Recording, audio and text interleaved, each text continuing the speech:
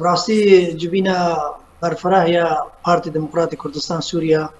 ام وقت دمك دريج لشافنيري ويبون شبرقوا حوالي ما هنكي بلا بون شل اوروبا بون يل كردستان بون يل تركيا دريدي بون ويه هندر داخل جي شاوا قريبا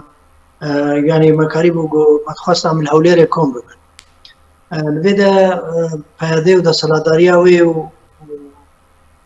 يعني چکدارین پیاده رينا دان ما قام يه هندر درباسي هرنجبات اخوات كردستان عراق بيجن اربيله مجبر که ما بشوازه کی دی چکر شوازه کی کو حواله ما تبدا الاربيله كومبون وكو جروبك ما اونلاين داخل هندره شو دري خامشو ما افرج بينك السر اونلاين كر بله ودبادك ما خالي بردسته ما تشتغل كي سركات تشتغل كي جرينج ومهم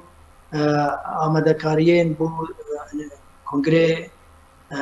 بارتي ديمقراطيك كردستان سوريا او كونغري بو دمك دريج ظروف ذاتي وموضوعي انكي دوم كاتل باش كتيا محسكن خريكن بريار هات دان براسي ام زوترين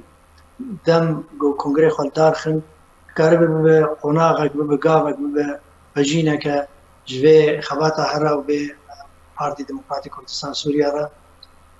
جوه که کنگر بریارا اساسی و هاتستاندن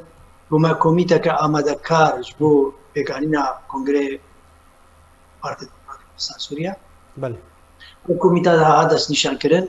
کمیتین گو رویه کم آماده کاریه جبو بشندیش بو هریه بو راپورا سیاسی به اگر پروگرام سیاسی به اگر لائحه تنظيمي داخلي به نهج منهاج به او كوميتي دس كاري ممكن اروسا كوميتي بوج مارتنا حوالا بن بريار باشد به علي دهات صندن از ام خالي هو قاوي همه ابتي جديتك قالك قد وقتك قالك نيزيك دا قام كونغري خوشك سيرفي كي يعني وين نوري كونغر حميدة برابن هم الجور سرشماري وجمارتنا هبالا هروان جمارة هبالا هروان رخراوين بارتي الهرجي رخراوين منظمات البارتي أنا